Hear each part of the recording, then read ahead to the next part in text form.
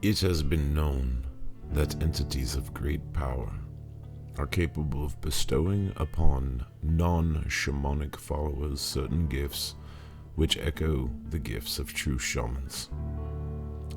These gifts can take any number of expressions in a normal human host, depending on the personality and the biology of the recipient.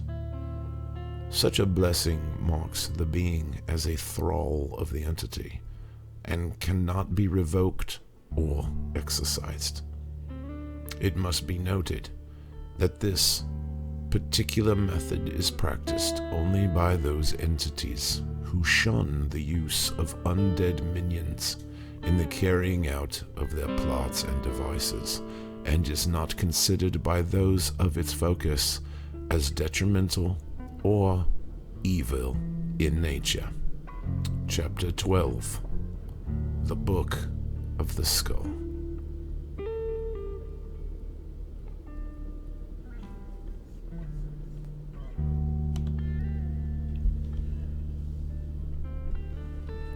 The world had changed. In the weeks following the destruction wrought by the unleashing of the Samhain apocalypse, it had become clear that more than just the introduction of the Serpent Dead was underway. Barb, Dylan, Rodney, and Bill watched as the weather patterns altered in a global climactic upheaval. The southern half of the United States was swallowed in swamps and wetlands as the Northwest became a mountainous desert. The calendar, as they recognized it, no longer existed as the world was blanketed in a never-ending summer. Ice caps melted and cities flooded as continents became divided by new seas of rank, murky water. The sky had turned sickening green as nuclear reactors went into meltdown and power stations exploded. Surviving wildlife, plagued by disease and the bottomless appetite of the undead abominations, scattered and retreated to the deepest wilderness to hide and repopulate. The 4 teenagers had followed in suit as they, like the surviving domestic creatures, had gone feral. They had watched with wonder and trepidation as they, like the world around them, underwent stunning physical changes. As the state of Illinois became gradually uninhabitable, they were forced to leave and find safer lodging within a few months after Halloween 2021. They had managed to locate a healing center in the Missouri Ozarks on Barb's phone before it, like everything else, ceased to work. They found that they could navigate the remaining roads occasionally with salvaged vehicles, but the usurping rivers had made long-distance travel by car impossible. Left with no options, they were forced to learn how to operate boats, and after many dismal failures and near catastrophes, managed to master the controls of pontoons with difficulty. Fortunately, one of the many blessings bestowed by the wolf god was a strong tenacity and resilience to physical harm. They had transgressed areas of high radiation with no ill effects, suffering starvation and injury that under normal conditions should have ended their young lives abruptly. But it had become clear to Dylan and Barb earlier on that the effects of the wolf's blessings were taking a far different approach on their 2 friends than on them.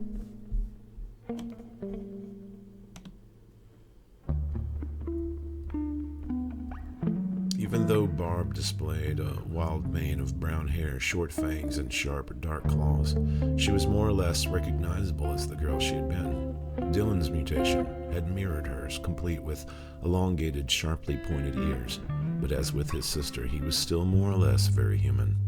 Bill and Rodney, however, would never pass as human ever again. Day by day, the change had quickened upon them, and Barb had joked that adolescence was hitting them in a most unsettling way.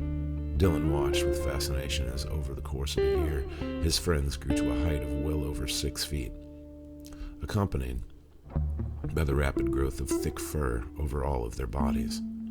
He marveled at the metamorphosis, which resembled a horror movie werewolf transformation scene that stretched out over a period of months. The laughing, smiling faces of his 2 friends projected out into muzzles filled with rows of canine fangs. Bill's eyes took on a dark red, which reflected light in the darkness, while Rodney's became the shining black of a wolf. Their hands remained nimble and complete with long fingers, as their bodies settled into a shape somewhere between human and lupin, making travel on all fours not only comfortable but almost preferable. Only their voices remained human, though somewhat affected by their new shape, as evidenced by the low, gravelly tone of their words. However, through all this, the basic human personalities of the two boys had remained the same, and they still argued like an old married couple. Their arrival in the Ozarks had been a joyous relief as they finally found dry land and woods in which to roam and hunt. It had been there in what should have been midwinter that they located the first of survivors to have weathered the apocalypse. When fate had turned the state of Missouri into a feeding ground for the undead, the liberal gun control laws of the area had become a life-saving asset for a small portion of the indigenous population. The scattered groups of desperate Missourians had fled to the only safe harbor known, Angel Love's emergency care sanctuary. What they found would astonish the four, as it had the resident survivors: food, water, supplies, and enough shelter to safely house close to 1,000. Angel had hidden an entire compound in the hills of the Ozarks. Unfortunately, the locals were not willing to allow entrance to the four werewolves who came knocking that December, and the four were forced to fend for themselves for close to 2 months. It was only after it became apparent to the citizens of the compound that the werewolves were killing the roving undead and defending the commune that an uneasy truce was called. Claire McCann, head of the Ozark Healing Center and one of the few surviving members of the Guild of Psychics, finally managed to convince the fearful community that the four creatures were not harmful after displaying with the gift of post-cognitive dream projection that the Wanderers were in fact human teenage children. Finally, the four were actually allowed to enter and eat their first regular meal in months: canned beans and Spam. The 234 people who resided at the Ozark compound had at first found their guests bizarre and frightening. It had been the dogs of the commune which first bridged the gap between the newcomers and their host. It became apparent that there was no way to keep the canine inhabitants away from the visitors, as the domestic dogs refused to be parted company from the four. Also, to the shock of all, more strays began to find their way to the electrified walls of the compound in groups mixed with wild coyotes and the occasional wolf pack. Bewildered, the inhabitants watched as the animals gathered howling at night to gain entrance. In time, the hesitancy of the residents wore thin, and they found themselves sharing living space with hundreds of four-legged companions who seemed to have devoted themselves to the protection of the community. As if this were not enough to which to accustom themselves, to become apparent that the condition of the four was spreading to a lesser degree among them. Fangs, fur, and pointed ears became a common sight amongst the inhabitants, and soon as the initial fear departed, the people of the Ozark compound welcomed to their newly heightened senses and increased healing abilities. Even the canines were growing larger and more intelligent, seeming to understand verbal communications with their mutated counterparts. Meanwhile, below the surface of the encampments, other discoveries were being made that brought a new hope into the lives of the refugees.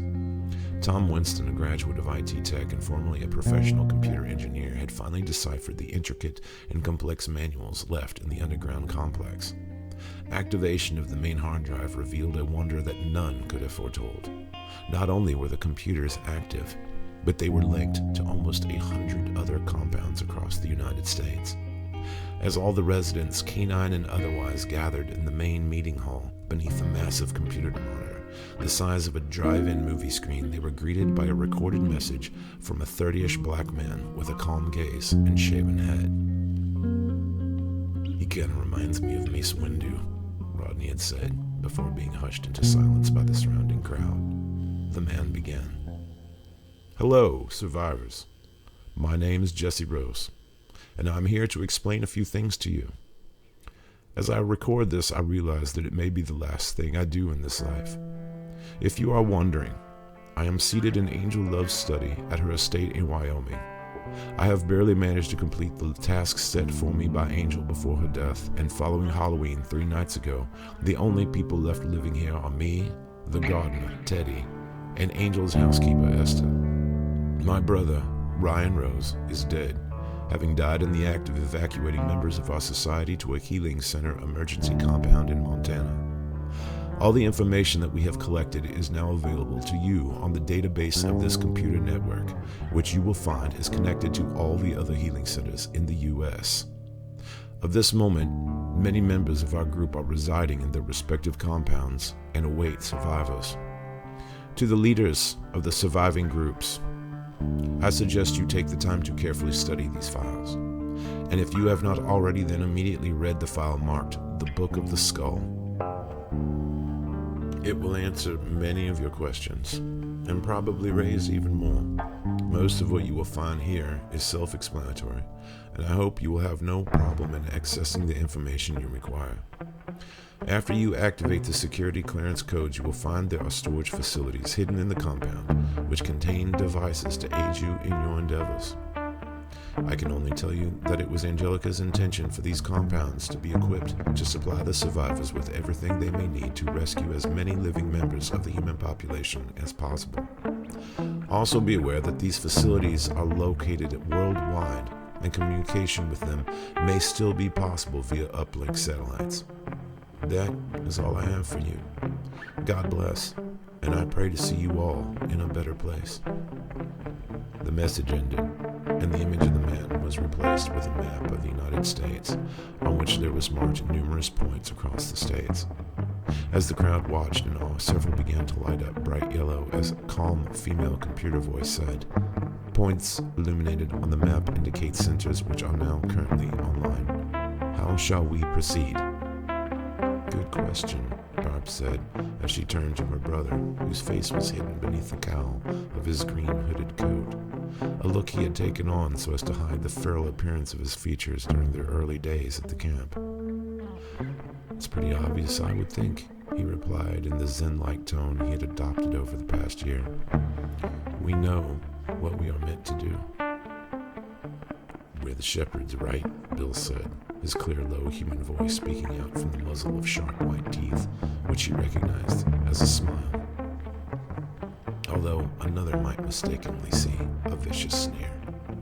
"We gotta get out there and start rounding folks up." "Why wasn't there a compound in Illinois?" Rodney stated, as he lowered himself from an upright stance to all fours and followed them as they walked from the hall and up the stairs toward the campfires which waited outside. "They were all built on high ground in case of flooding," Barb said reassuringly as she patted his lean white fur-covered shoulder. "I think Angel had a fairly good idea what was coming." Rodney nodded sullenly as he remembered Chicago's skyscrapers reaching up half-submerged from the waters of the flooding Chicago, Calumet, and Mississippi rivers. It appeared as if Lake Michigan had swallowed the entire metropolis in a matter of weeks. They walked out into the heavy humidity of the night and had seated themselves around the fire that they had built before the meeting. A domestic hog had been found wandering feral nearby, roasted over the flames on a heavy spit, sizzling and popping with succulent aroma. They stared ravenously as the dripping grease which fell into the flames, knowing fully well it would take every last bit of flesh to satisfy their appetites. There had been nights earlier in the year when such a feast would have been devoured raw in fear of drawing unwanted attention. But that night, the pig would be well cooked and seasoned to delicious perfection. The next morning, they would begin preparations to leave. They gathered supplies and ammo, along with the addition of what could only be described as new cell phones, which could keep them in contact with the Ozark compound. Tom Winston explained to him that these devices did not operate off of a satellite, and he felt certain that they could maintain a strong connection in most parts of the country. The phones were directly linked to the computer network Jesse Rose had established and could access any information available in the archives. They were also given a small solar-powered charger that resembled a laptop with a square panel on top which collected the sun's light. With their gear assembled, they boarded a new pontoon boat and set off according to the charts shown on their phones. So began a long crusade traveling across the nightmarish wasteland of the United States, gathering the remnants of humanity and escorting them to safety. What they had thought would be their biggest challenge was the actual locating of survivors, but this proved to be the easier aspect of the long process. They learned that the serpent dead continued mutating and transforming in an ongoing process of gradual deterioration and growth. The larger and less human of the creatures they found wandering an area, the longer it had been since their original death. It became apparent that if they were encountering freshly turned dead, then it meant that they had only recently been infected and were therefore possible victims from a surviving human population. To the surprise of the four shepherds, humans were surviving in small pockets almost everywhere. But there was also another threat to the survival of the human race: Andrew Love. First, they had traveled east towards the once densely populated cities of the coast, always centering their course between unknown compounds. The first groups they had encountered would range anywhere from groups in the dozens to half-deranged individuals surviving in little more than their wits and desperation. One of the largest groups they encountered were still holed up in an army base in the Appalachians. The soldiers of the base had steadfastly withstood assault after assault from legions of crawling horrors in defense of their civilian charges, but still could not defend against a greater predator, which would somehow enter from within and kill in the night. It was Barb and Dylan's responsibility to attempt to win over those that they found, since none would trust the giant mutant wolves that Bill and Rodney had become. While the two hybridized boys hid, Barb and Dylan would approach to work their magic, and magic was the only way to describe it. When Dylan spoke, all would listen. The shaky, erratic tremble of his adolescence had been replaced by a loud, soothing tone that had an effect similar to that of calming music on all who heard. He had stood outside the walls of the base and shouted to the guards, whose every weapon was trained on his heart. "We have come to take you to a safer place," his loud baritone exclaimed, as he stood with gloved hands outstretched and empty before him. "We can prove everything that we say, but you must first meet with us." The group had sent 4 armed soldiers from the gate, who met with Dylan and Barb in the blazing heat beneath a green-tinged noonday sun. Barb had carefully withdrawn her phone, and opening the display screen revealed the hope of a greater sanctuary to the stunned women. It was now Barb's turn to work her own spell on the distrusting soldiers. As she spoke, they would gaze into the clear, crystalline blue of her eyes and immediately begin to feel their fears diminish and anxiety dispelled. This effect would fall like a blanket over all who came into her presence, and soon it would be time to introduce their associates. Their reactions were always at varying levels of the same suspicion and aggression being the norm. More than once shots were fired, and one of the two, or both, would suffer physical injury. However, if Barb could get them in through the boys' personalities would do the rest. Dylan inevitably would have to explain that they had been chosen by an entity of great power to help save and protect the survivors against the havoc wreaked by another malignant force. If it were not for the sheer magnetism exuded by the siblings, then rescue would have been impossible. But to their continual surprise and relief, survivors would follow. During their travels, they learned that the change they had initiated at the Ozark compound was no fluke. Anyone who stayed in their presence for extended lengths of time would take on aspects of the wolf. Also, they learned that Andrew Love, in forms varying from a giant snake to his own tattooed human body, was feeding off the remaining humans wherever they may hide. Another singularly hilarious and annoying fact was that anything canine was drawn to them as if they were ringing a dinner bell. However, the dogs, both domestic and feral, proved to be one of the greatest assets they could hope for. The dogs not only found them, but guarded and protected them at the cost of their own lives, if need be. Seldom, if ever, were they taken by surprise, as the coyotes grew to the size of wolves, and the wolves grew to the size of ponies in their presence. Bill marveled as a rugged mutt he had named Sheldon became his constant companion, capable of understanding almost everything he said. Sheldon would listen as Bill would explain that they were hunting for a large deer, and then watch with glee as the massive mongrel Labrador Chow mix would lead them miles through rocky wilderness to a grazing herd of 6 in a meadow. Even if Rodney was forced to forego his criticisms as he raised his bow and brought down a 12-point buck. After 3 full years, and with the help of saved survivor units who took to wandering in the search of the living on their own, every compound was filled to its capacity. The compounds had become organized communities, complete with growing crops and livestock. The remaining psychics of Angel's Guild became the spiritual leaders of these townships, and in a sense, her vision of a new world was fulfilled. It was at this time that the four realized that with most remaining humans squatted contentedly on sacred ground, that the monster which had stalked them in the night had been long in making an appearance. It didn't hurt that the vast majority of these communities had seemingly been blessed by the wolf. These touched assemblies were exhibiting heightened senses and resistance to disease and toxins. They witnessed attacks where in the past the injured should have been infected and turned into the nightmarish snake zombies which lurked in the wastes, but instead recovered and healed with no ill effects. It was at the height of their success, in what the old calendar recorded as the month of July in the year 2026, that they first saw the omen foretold so long in a dream by the ominous skull. A storm appeared in the south. The southern United States had become a place of dread for all survivors, including the four. A dense and flooded endless wetland, which was almost impossibly difficult to navigate except by the intermittent boat and land travel. It was the domain of the serpents, both living and undead. They had made their way into Canada, which seemed to have weathered the horrors of the past years in much better condition than its neighbors in the south. As far as the four could tell, with the few reports that they had received from Mexico, was almost bereft of human life.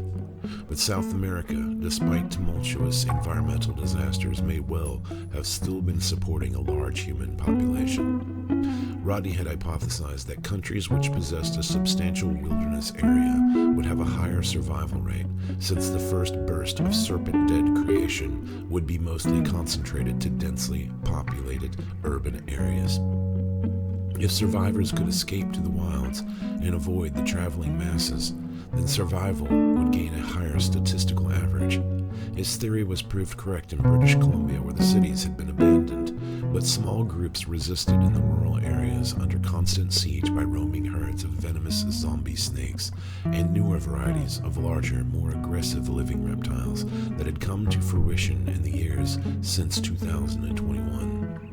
It was as they crossed near Toronto, Ontario, where they encountered a group of survivors from the city that they had first heard rumors that supported another of Rodney's theories.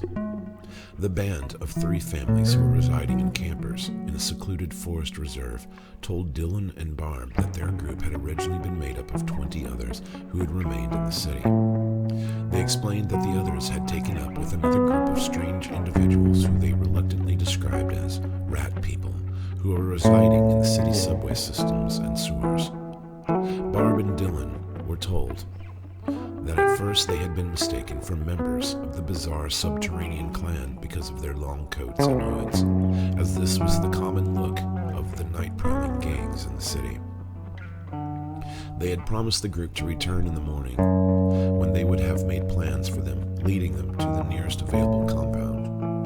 On the way back to their own camp, which was currently a large salvaged RV, which Bill had christened the Wolf Wagon, they discussed the story related by the others.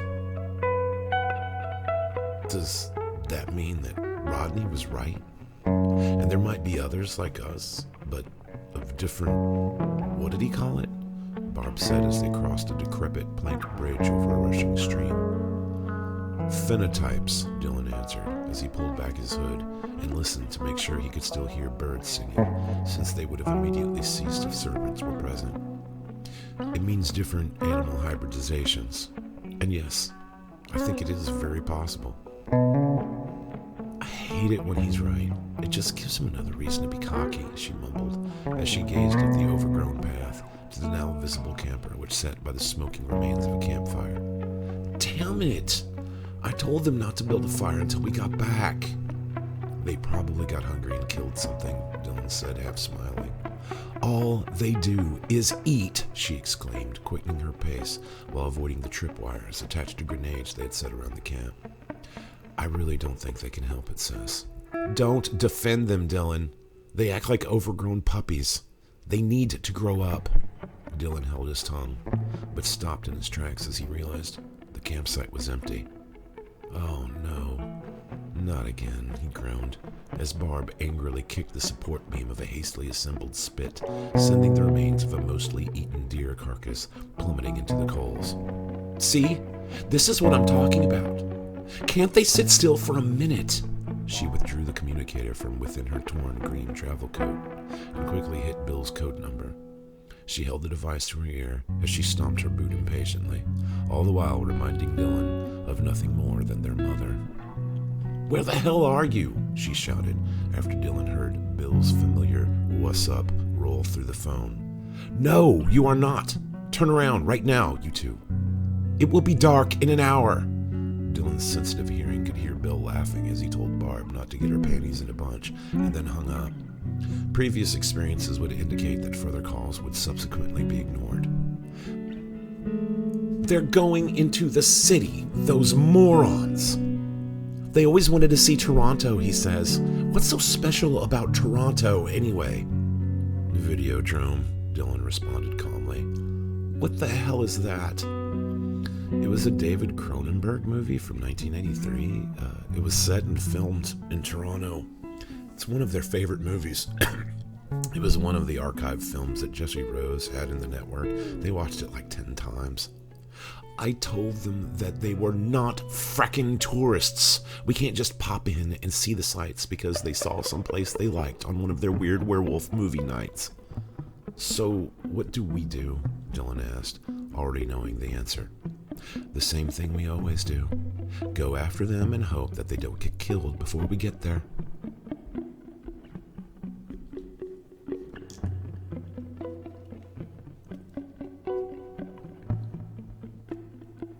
Bill and Rodney had developed, among other odd qualities over the years, a trait which Barb had diagnosed as wolf ADHD. To say the two were easily bored and distracted would be a woeful understatement of the wanderlust which plagued the two at every given moment. Sights, smells, and sounds could easily give birth to a long and dangerous jaunt, which more often than not ended in trouble for their entire band. What I'm saying is that this Jesse Rose guy didn't just put things in the archive for no reason, the lanky, white-haired Rodney explained, as they traveled through the woods bipedal, so as to allow Rodney the use of the wild gesticulations he used when enwrapped in the throes of a lecture. Although their legs had become somewhat bowed and their feet abnormally long and dog-like, they could still easily stand upright and move much as they had before their transformation. Besides their packs and gears, they wore no clothing but heavy, oversized pants cut short at the knees for the sake of modesty, but loose enough to allow them to switch into four-legged travel with no interference. As of the moment, they had no tails, and were, as usual, accompanied by the enormous mongrel named Sheldon. "So, he put Videodrome in the archive because it was educational somehow?" Bill said as he adjusted the straps which held his bow, quiver, and rifle more comfortably to his back. "Look, the whole movie is about the human brain altering until it not only perceives reality, but bends it. It says that the world is basically only what you perceive it to be. He says, 'Long live the new flesh.' That is the flesh that has been recreated by the mind. That's what we are." Okay, so you're saying that all this has more to do with the mind than these gods and avatars. Exactly. These psychics that Angel Love collected while she was playing Professor Xavier were all capable of perceiving and altering reality on relatively small levels. For whatever reason, probably something very biological and genetic, they could bend the rules that were holding all the rest of us back. But even they were more or less limited by the constraints of their own psyches. All of them except this skull guy. Right, but apparently he was dead, and that played some part in allowing him a greater understanding of the physics involved in this. According to the book, there are other types of energies than the ones that we have discovered, and they are, for the most part, accidental. The book calls them anomalies, Well, under the right circumstances, these psychics not only tap them, but sometimes almost become prey to them. So, what's up with all these animal gods then? See, that's the kicker, man. These energies are being focused through the human mind and will. And since the human mind creates reality as it perceives it, then the energies are also shaped by the same basic symbolic process on which our unconscious functions. Long live the new flesh, Bill chuckled as he contemplated the humor of it all.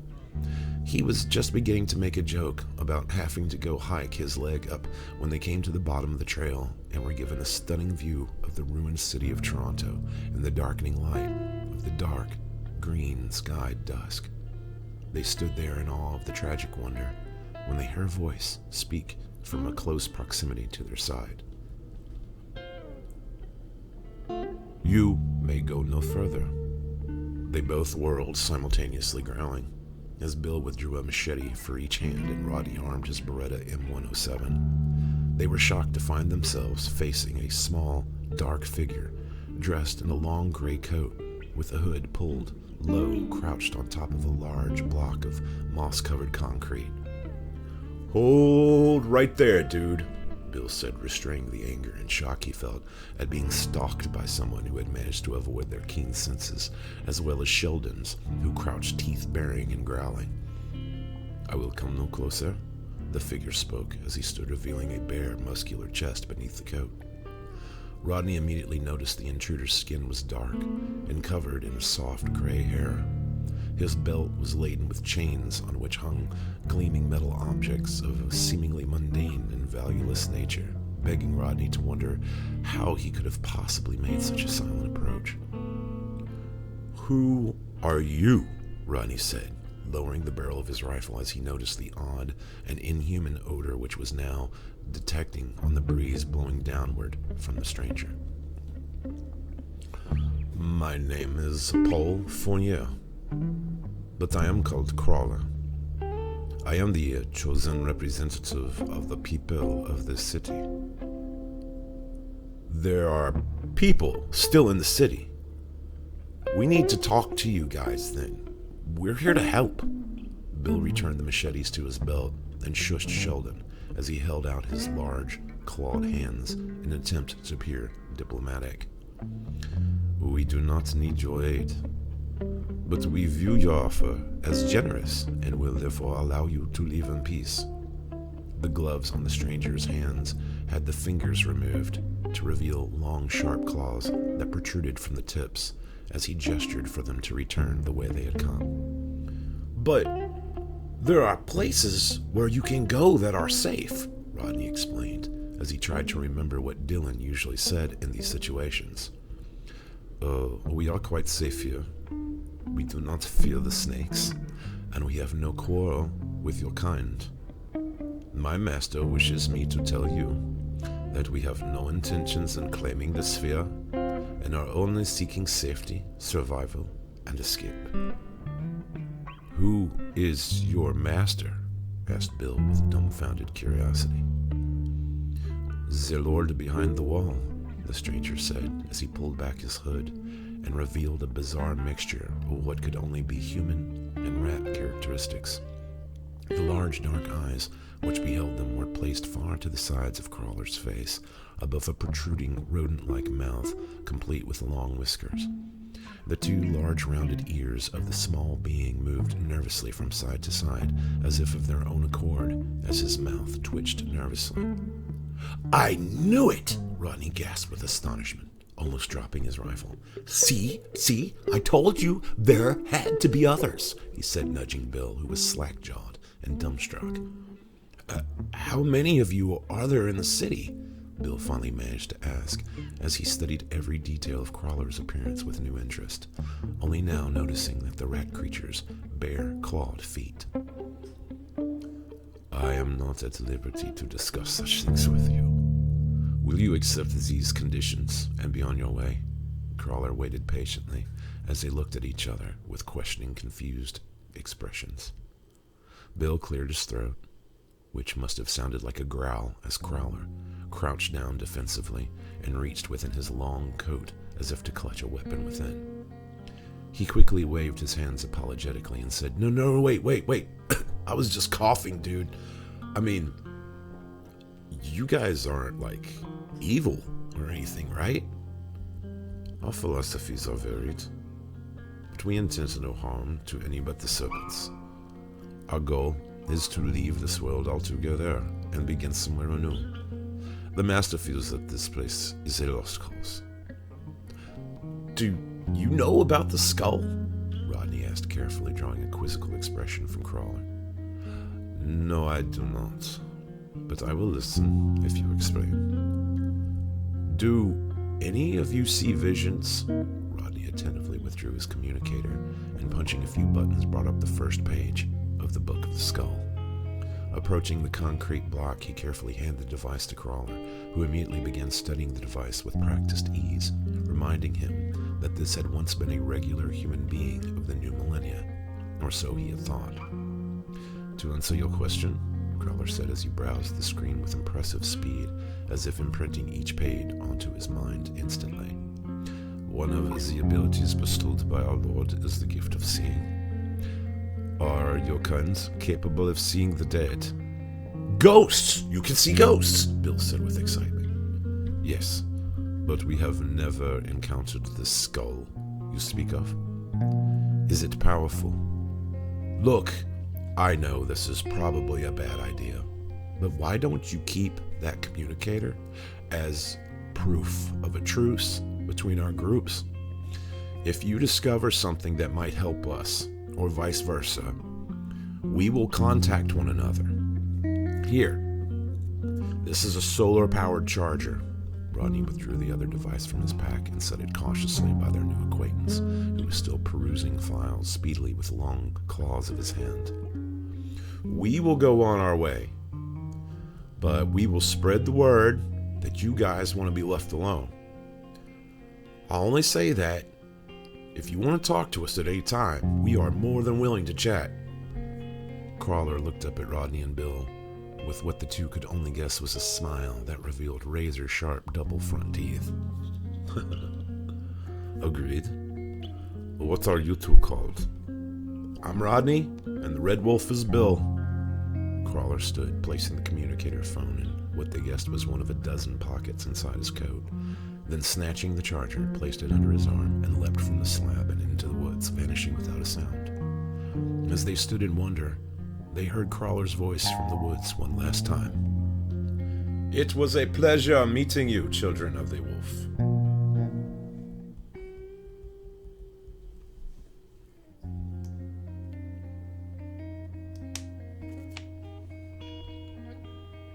You did what? Barb asked, after they met her and Dylan approaching a half-mile back up the path after night had fallen. He actually seemed like a pretty cool guy, Bill explained sheepishly, between Barb's angry, ice-blue gaze. That phone has maps leading to every compound in North America, she growled, punching Rodney solidly in the shoulder with strength beyond what her size would indicate. He grabbed his arm, which felt as if it had been struck by a hammer, and shrugged childishly. I can't explain it, but I just trusted him, Bill explained with utter shame. It was a rat! A creature renowned for betrayal, she shouted with fury.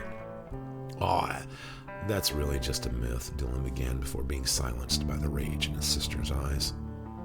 Look, Barb, you're just going to have to let this go. What's done is done, Bill said, yawning, only to find the fur of his throat clasped in the iron-clawed grip of the raging she-wolf.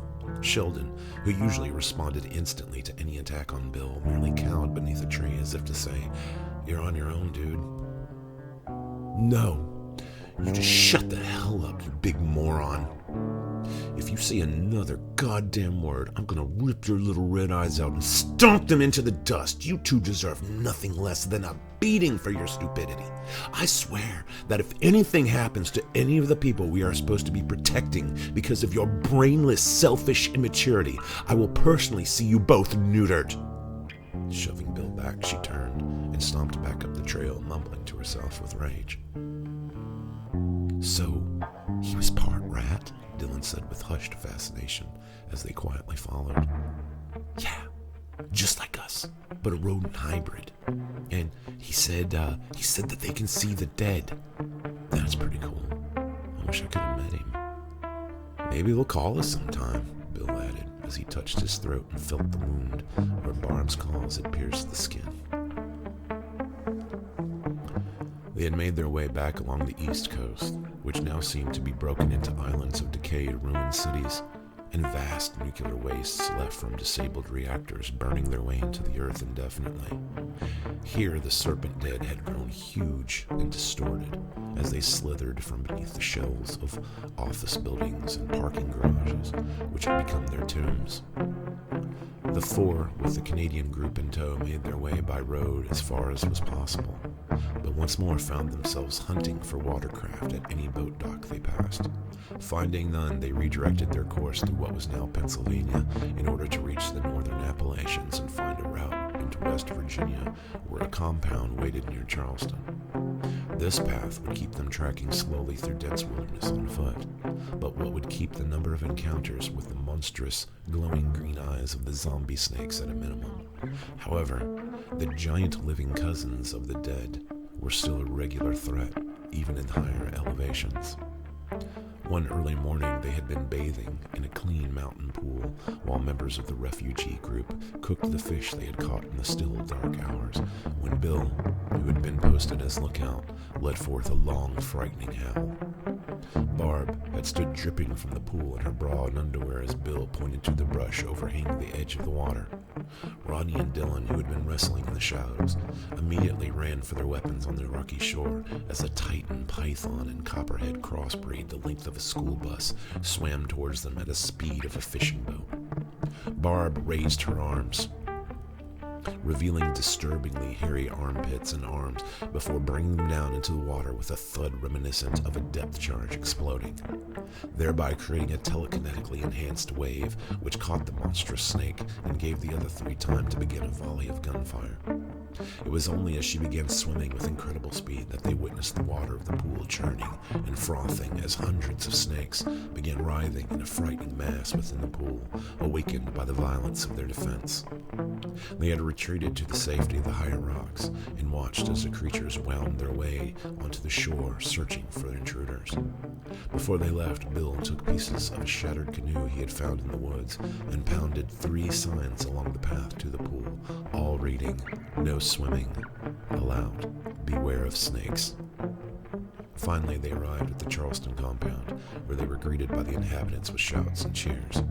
The 3 families they had rescued, although reticent about joining the ranks of the ratkin, intermingled with the canine groups with little reservation after having accepted the general condition of lycanthropy as beneficial. The 4 settled down for a long-needed rest and spent their first week back eating, sleeping, reading, and watching movies from the archives, as was their custom. Barb, as usual, would find quiet places by herself where she read, that week's reading being Neuromancer by William Gibson.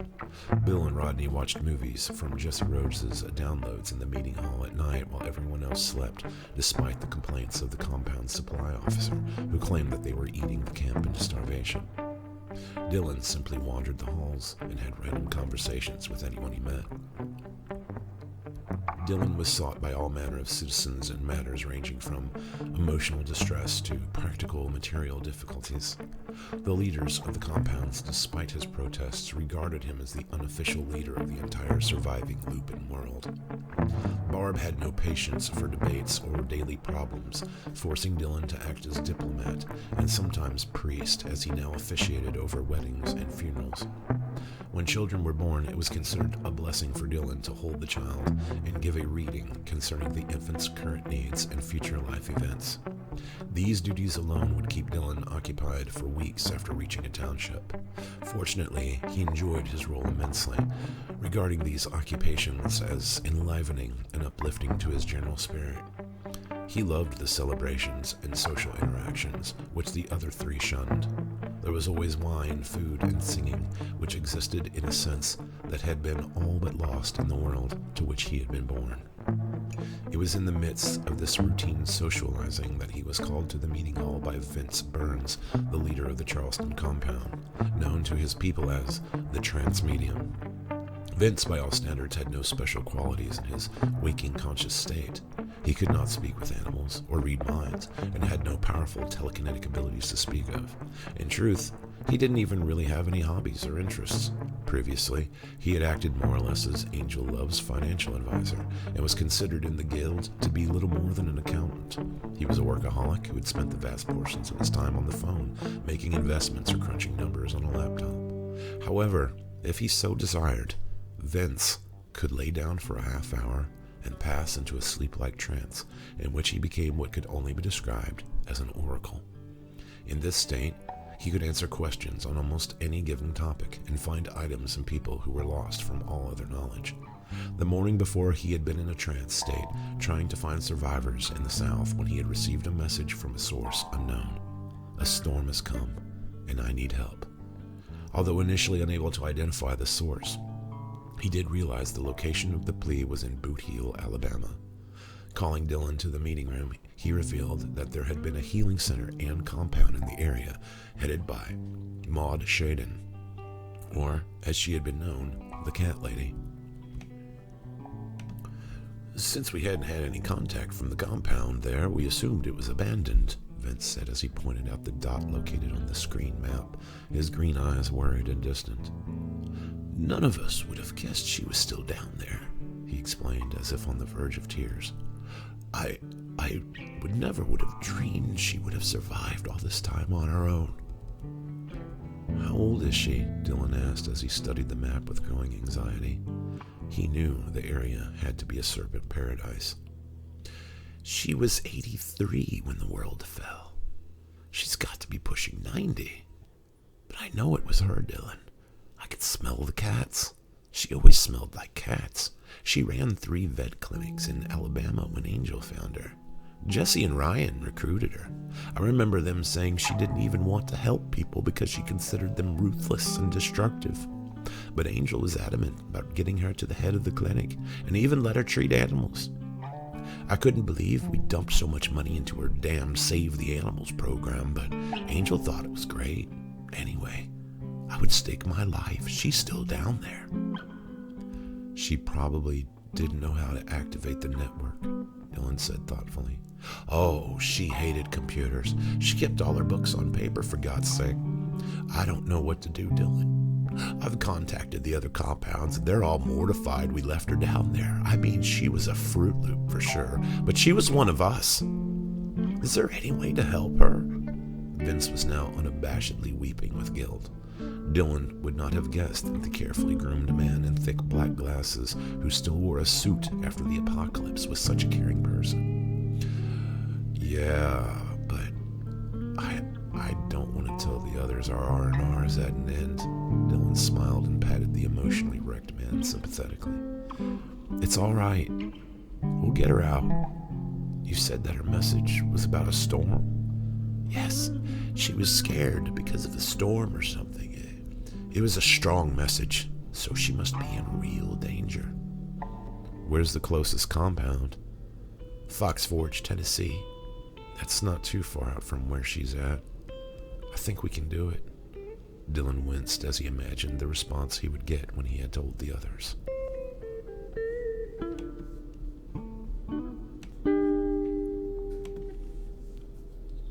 Dylan located the other 3 collected together in the mess hall around one of the laptops supplied by the compound by Jesse Rose. Barb looked irritated and disgusted by the enthusiasm shown by Rodney and Bill over whatever information they had chosen to share. Dylan, come here! Bill shouted excitedly as he waved from the table. You've got to see this, man! Barb rolled her eyes and placed her face in her hands with utter hopelessness. Dylan approached the group, still contemplating how to broach the subject of a dangerous trek into the wilds of Alabama. We found Paul Fournier in the network, Rodney exclaimed as he stood to allow Dylan a seat directly in front of the computer. It can't be him, Barb exclaimed as she raised her head and held out her hands, pleading to Dylan for rationality. The last time anyone heard from this guy was in 1870. But seriously, Dylan, Bill said, as if not even noticing Barb's presence, the picture here even looks like the guy we met in Toronto. Okay, I'll bite. Who is he? Dylan said as he studied the black and white picture occupying the screen. It was a young man, probably a teenager, small and thin, with ruffled, shaggy hair and ill-fitting clothes. He stood posed, holding a violin in one hand and its bow in the other. The youth's expression gave the impression of sharp intellect and not a little arrogance. Was he a violinist? Well, sort of. He was kind of famous for a few things, Rodney explained as he carefully scrolled down the text beneath the large, clawed fingers. Infamous, you mean? Bill said, smiling.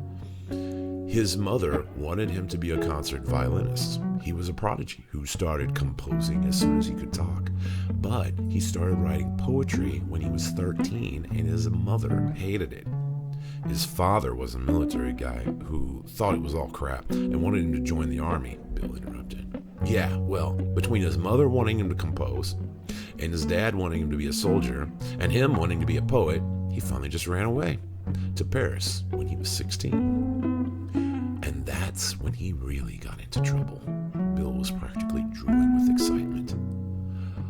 Absinthe, opium, and trouble with the law. Apparently, he had a thing for older guys, and that kind of thing was frowned upon back then. Well, last time I checked, it was exactly celebrated in 2021. Yeah, well, in October of 1870, it got him locked up in a sanitarium, Rodney stated, pointing to the text. He had his 18th birthday party at a brothel, and the police decided to intervene. So he was institutionalized for being gay? Barb asked, now unable to mask her dawning curiosity.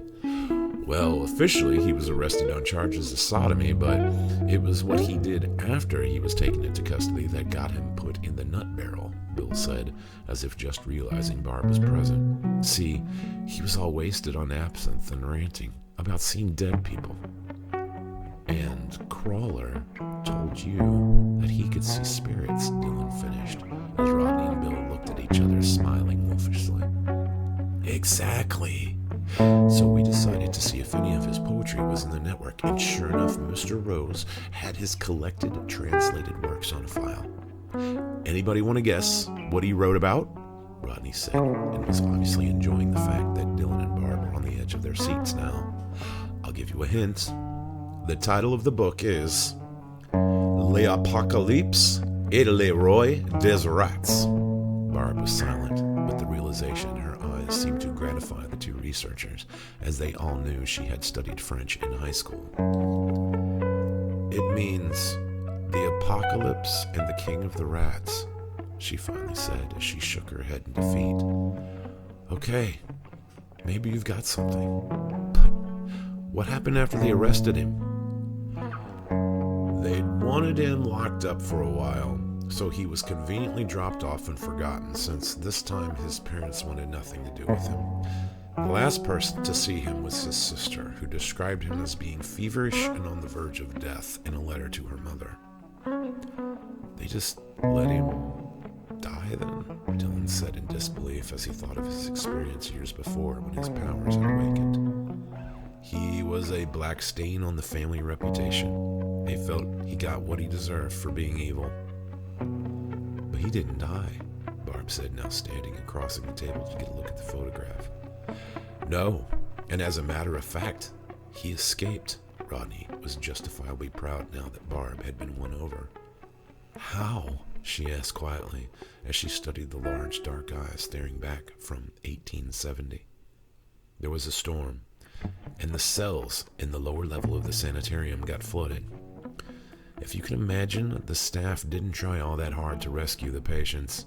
Quite a few drowned, locked in what was basically a dungeon. So here's the best part. Bill, unable to remain silent, once more interrupted. The survivors told the staff that rats from the sewers had swarmed in through the drains and opened a crack in the wall. 10 patients all claimed that Fournier pushed himself through and escaped into the sewers. It was all discounted as delusion before the crack wasn't even big enough for a dog to squeeze through, let alone a full-grown man. They sat in silence before Bill exploded. "It's gotta be him, right?" "It's quite a coincidence," Barb said casually. "Are you kidding me?" Bill roared. "This guy is the oldest living shaman we've met so far. Can you imagine the kind of life he's led all these years? The things we could learn from him.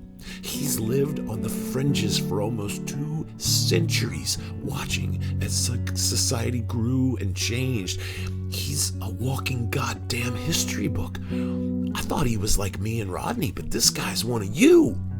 He's like the writer. Doesn't that make you the least bit excited?" Bill and Barb looked at each other thoughtfully as they realized the truth in everything Bill was saying. Dylan took a deep breath and, resigning himself to the inevitable rain he was about to spill upon their parade, told them about Maud Shayton and their future trip to Alabama.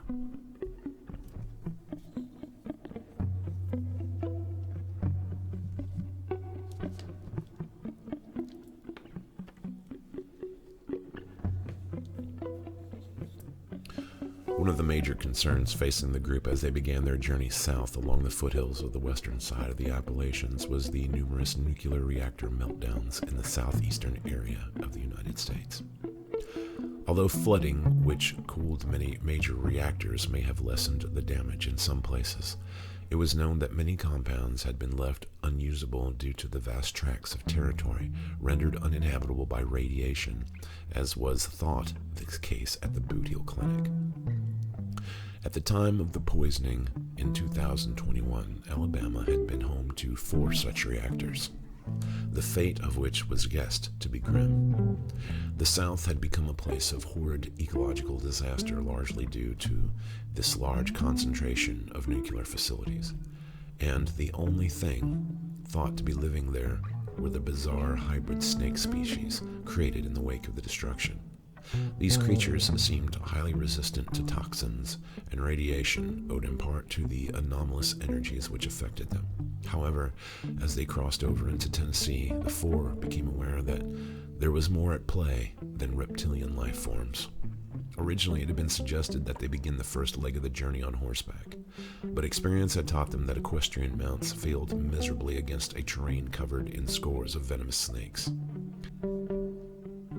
Even a solid retinue of canine guards could not rid their path of the hiding, fanged enemy enough to guarantee safe passage.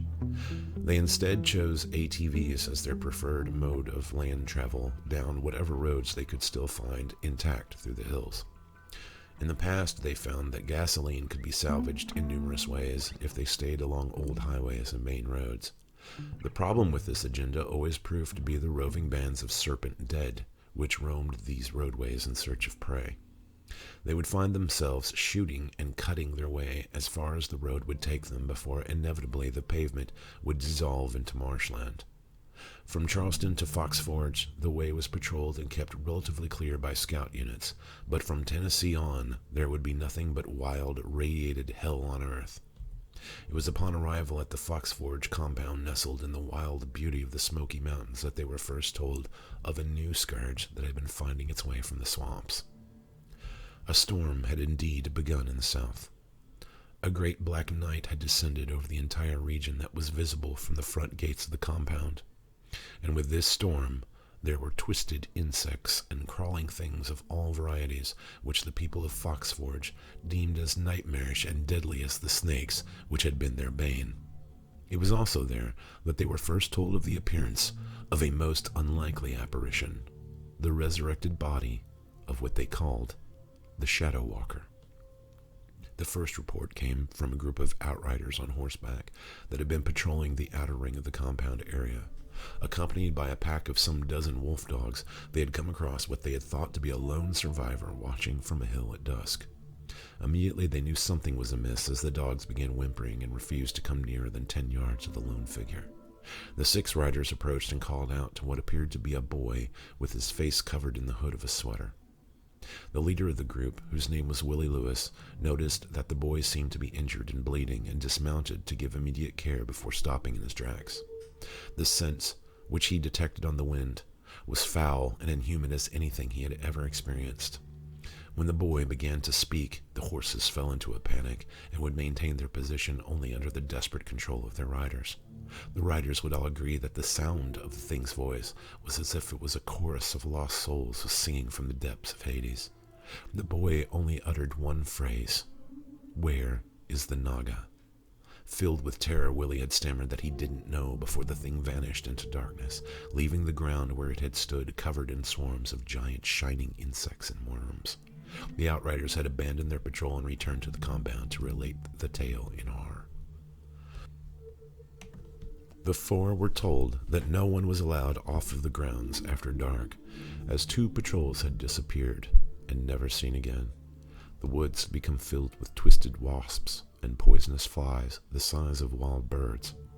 Fishermen at nearby streams had begun hauling in fish with multiple black-faceted eyes and monstrous clawing insect legs in place of fins. Plans had been made to abandon the outpost altogether and travel farther north, but many residents considered the area their homeland and refused to abandon it to any corruption, no matter how evil. Rodney and Bill had stumbled across a file labeled Shadow Walker many months ago, and had been made thorough study of the information within. The events leading up to the death of Angelica Love had become a constant topic of debate between the two, as they had tried to reach some understanding of what the Shadow Walker had actually been. Eventually, they had agreed that the ill-fated Harris Levine had been some form of psychic mutation, born with a defect that left him with a deficit of some necessary energy, which he could only gain through contact with other psychics. The main point of conjecture between the 2 werewolf sages had been whether Harris had been a threat before his actual contact with the entities, which would prove his undoing. Rodney's point was that Harris was by his very nature vampiric, and would have to have drained psychics anyway to survive. But Bill believed that this was merely a function of the psychic world. The theory that Bill put forth was that Harris was most likely possessed of some indeterminate gift which would have come to fruition over time and allowed Harris a positive role in the psychic community, if he had been given the opportunity. He pointed out that parasites, by their very nature, seem detrimental, but always have a vital role in their ecosystem. Dylan proposed that perhaps Harris could have acted as a buffer against powerful psychics who had lost control of their powers, a very real danger when considering the control of wild talents was almost impossible in the beginning stages of the awakening. "Like when you threw me into the wall," Barb had remarked sharply. By the end of the week-long debate, they had all agreed that Harris had been a victim and a pawn in a game played by sociopaths. So now the question was, what had Harris become now? A question they pondered as they prepared for their journey into the twisted wilderness of Alabama. In the first light of the Emerald Dawn, they traveled through the ruined towns of Tennessee, heading west to avoid the reactors in the southern core of the state. They traveled silently with an entourage of wolf dogs led by the ever-present Sheldon. The oppressive heat and humidity weighed heavy on their moods as they weathered biting swarms of insects and conquering blankets of mold and fungus which seemed to claim every available surface. The first day into the journey brought a frightening realization that the fabric of the land had been twisted by yet another distortion of the thin reality of their world. The farther they traveled beneath the canopy of the unnatural storm, the less stable the perceptual field became. The land seemed to shift and move beneath them as the trees writhed with squirming, tentacle-like limbs. The area was now bereft of normal wildlife as they constantly fought against intrusion by hideous arthropod mollusk combinations reminiscent of things from some alien prehistory. By the second day, they waded waist-deep in black murk as scorpion-like creatures the size of crocodiles with pulsating slug bodies scurried along just out of range of their handheld flashlights. They could hear the cries of several of their dogs as they were taken and devoured in the darkness. There was no sleep and little rest as they traveled deeper into the abyss, now in constant combat with the voracious denizens of the swamp. By the third day, they had found a ruined barn slumped atop a single island rising from the murk, and here they had camped and started a fire before hungrily devouring dry rations in the first actual lunch they had allowed themselves since their departure. A thick, foul rain had driven them into the rotted structure amongst the moldering hay and the bones of the former inhabitants. "What the hell is happening here?" Bill had asked as he listened to the creaking boards of the walls in the harsh wind outside. His longsword lay on his lap in its customary place, and Sheldon nestled sleeping at his side. "It's like Satan puked a nightmare onto the Gulf Coast," Barb answered wearily, as she tried to read the damp pages of The Tale of the Body Thief, having long ago gotten in the habit of snatching paperbacks any time she found them intact. "This place makes Mirkwood look like a vacation spot," Dylan added, as he sharpened the edge of his machete with a whetstone. "It's a growing temporal sphere that's inflating around the Shadow Walker," Rodney explained as he tossed another board from a collapsed stall into the fire. "I'm not really getting how this sphere thing is supposed to work," Barb stated, looking at Rodney with a "here's your chance to lecture" expression. "Look, just imagine that you've got these set natural realities, all right? They're like big balloons with a stable physical universe inside. Now, there's not just one, but there's like an infinite number of them floating around in a sort of helix.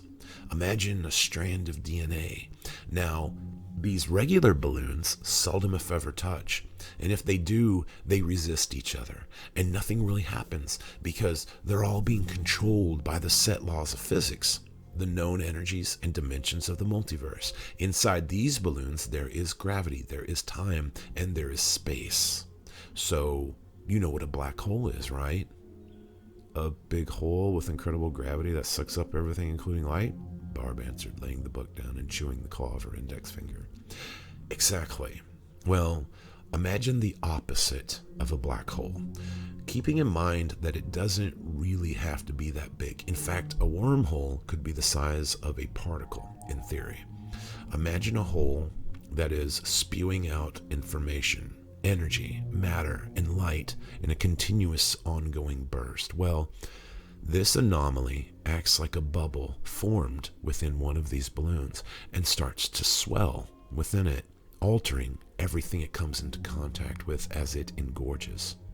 Now, by the very nature of the host balloon, it is trying to assimilate the energy of the bubble, but it just ends up feeding it more and more until it completely fills the space of the host balloon," she finished with a look of astonishment. "And that's how the world as we knew it ended," Dylan added sadly. "Okay, now that we've finished our little lesson in skull physics, can we discuss our major concern?" Bill said as he chewed beef jerky in his strange protruding jaws. "What's that?" asked Rodney, sounding disappointed that his lecture time had ended. "We're lost in the middle of this psychotic swamp, and there's no way to navigate our way out." "Oh yeah," Rodney said, crestfallen. It was then that their conversation was interrupted by the sound of a piercing, inhuman shriek, which sent all four leaping to their feet and racing to the large front doors of the barn with weapons drawn. In the lead was Barb as she carefully eased the door open and peered outside into the darkness and rain, barely able to discern the origin of the unearthly screeching, which was continuing to cry out, now muffled from the expanse of moss-covered trees across the stagnant water surrounding them. As Barb's eyes adjusted, she saw enormous shapes splashing violently in the water, one of which was marked by the ever-familiar glow of two green glowing eyes which were whirling as their possessor was flung about and attacked by something monstrous, winged and black. As the combatants moved closer, she could identify only the pale white shape of a distorted serpentine corpse as its stretched limbs battled with something resembling an enormous dragonfly with a scorpion tail and horridly humanoid face. "What the hell is going on out there?" Bill's voice was hoarse growl as his shaggy head protruded over her. His eyes were shining red as he gazed into the night and saw the fight which was raging some 10 yards away. "Oh shit," he exclaimed as he saw the twisted creatures locked in savage melee. "Now, that's definitely new," Rodney whispered to Dylan as they shoved Bill and Barb aside, the doors parting wider to accommodate the throng. Dylan glanced up and, jabbing his friends anxiously with his elbows, pointed to draw their attention to the swarm of similar flying creatures which were circling and diving above in the strange light given by the blue and orange lightning. They watched as 3 of the dragonfly mutations flew down and landed upon the original 2 brawlers and began ripping the hissing snake corpse limb from limb with the long, deadly pincers which snapped furiously from their human-like faces. Barb silently signaled for them to go back in and cautiously eased the door shut before looking at them with wide, terrified eyes. "There's dozens of them," she whispered breathlessly. "Even if we run, we don't have anywhere to go," Dylan says he kicked dirt into the small fire. "Anybody got a can of bugs away?" Bill said with no laughter from the others to follow his joke.